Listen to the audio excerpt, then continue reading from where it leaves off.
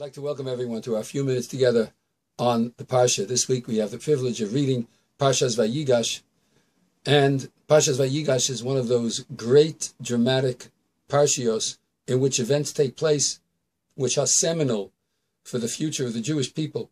Yaakov and his family comes down to Egypt, where they're going to be spending the next 210 years, as the Pasuk said, that Hashem told him, Redu Shama, go down there, and the gematria of Redu is 210. And sure enough, the Jewish people spent the next 210 years in Egypt. Not all of them as slaves, but nevertheless in a strange land, as the prophecy was given to Avram Avinu, that they would be strangers for 400 years. 190 of those years were from the birth of Yitzchak until they went down to Egypt. And now, from the time they're in Egypt, we have 210 more, which gives us a total of 400 years. In order to get the Jews down to Egypt, the Medrash says that HaKadosh Baruch Hu, God brought them down, not in chains of steel, but rather in a way of love. Yosef was the viceroy in Mitzrayim, and eventually he sends for his father and his brothers to come down, as there'll be food for them to eat. And sure enough, Yaakov, with God's reassurance, Hashem's reassurance, goes down to Mitzrayim. But the incident in which Yaakov finds out that Yosef is alive is very instructive, because the brothers come back. They bring back the news that Yosef is alive. And as the Medrash says, Serach bas Osher, Serach, the daughter of Osher, plays the harp and sings it to him, because it's such a shock to find out that he's alive. So it says in the Pasuk that Vayagidu lo lemar, they spoke to him saying, this can be found in Perik Mem Hey, chapter 45, Pasuk Chav Vav 26. It says Vayagidu lo lemar, and they told him saying, Od Yosef Chai. Yosef is still alive. V'chihu Moshel b'chol Eretz Mitzrayim, and he is the king, the ruler over all the land of Egypt. And the Pasuk says, Vayafog libo, ki lo ha'emin lahem, and his heart sort of fainted, gave a skip of a beat. It became troubled. He didn't believe them. He didn't believe them, even though it was broken to him softly. Vayafog libo. He was not so happy. And then the Pasuk says, Vayadabru elav es kol divrei Yosef. They spoke to him all the words of Yosef, Asher diber aleim, and he spoke to them. And then it says, Vayares ha'agalos. And then he saw the wagons, Asher shalach Yosef, which Yosef sent, so to carry him down to Egypt. V'tachi ruach Yaakov avihem. And the spirit of Yaakov came back to life. As the Medrash points out, the spirit of Hashem's divine presence had left him all the years that Yosef was gone. And now, when he saw the wagons that Yosef had sent to carry him down to Egypt, now his spirit was lifted. He believed them, and now his spirit returned.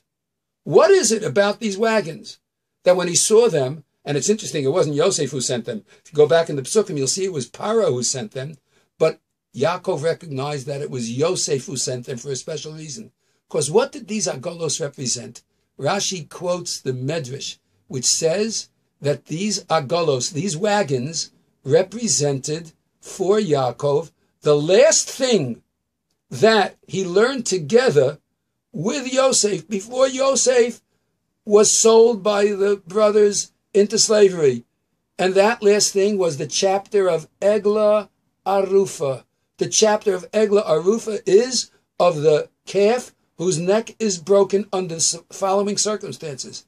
If a body is found in between two towns, and we see it was killed, but we don't know who killed him, the elders of the two towns come out and measure, and the one to whom it's closest has to be doing the ceremony of Egla Arufa. They break the neck of a calf, and they say, our hands did not spill this blood, but rather we are not responsible, and that's the ceremony. This Egla Arufa, this calf, is a reminder of the word agolos, which means wagons. The same play on words. So when Yaakov hears that Yosef remembers the last thing he learned with him, all of a sudden he comes back to life. So there are two important things over here. Number one, the only way a parent, a grandparent, the Jewish people are able to continue on living, even if their children are kings, even if their children are the best of the best. No matter what we accomplish in life, no matter how great our children are, what parent doesn't want to say, my son, the X, Y, and Z, whatever it is, the doctor, the lawyer, the head of corporation, the president of a shul, the rabbi of the shul, it doesn't matter.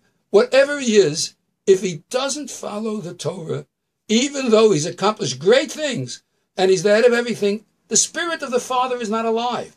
But when Yaakov hears that Yosef, not just that he's the king in Egypt, what Jewish parent wouldn't want to say, my son, he's the king of Egypt. He wasn't happy with that. I want to know if he's the king, does he follow the Torah? Great if he's king. I'm all for it. Let him be king. But is he following the Torah? Does he remember the Torah learning? So the first thing is that Yaakov says, my spirit is living because I know my son is following the Torah. The second thing is that the piece of Torah that he was following was the piece of Torah about the Egla Arufa. What's the Egla Arufa? As we explained before, someone is killed in between two towns. And the elders of the town have to say, Yodeinu lo shafchu es hadam hazeh. Our hands did not spill this blood. Ask the Gemara, do we expect the elders to have spilled blood? But rather, it means we never let this person off without accompaniment. We did not leave any individual, even if he was homeless, we did not leave him without Jewish protection. Oh, my son is a king. A king has many things on his head, and he's worried about the whole kingdom. But does he care about the individual? Is he concerned about the individual human being? Because that's the goal of the Jew, to be concerned about every member of the Jewish people, about all people in the world. If we as Jews are united and well together to form one unit, we're able to give a message out to the world. But if not, then even if we're the kings and we're missing that piece, our father Yaakov is not going to be happy. So Yaakov's spirit is rekindled by two things. It's rekindled by, number one, that Yosef remembered the Torah learning, and number two, the Torah learning that he learned was that we care for each and every member of our people. We care for each and every one of us. Those two things are imprinted upon us in this beautiful message in Parshas Vayigash. Let us truly hope and pray that we Jews evidence both these things: the kingship, the leadership, the remembering of our Torah, and the caring for each and every Jew. Have a wonderful Shabbos.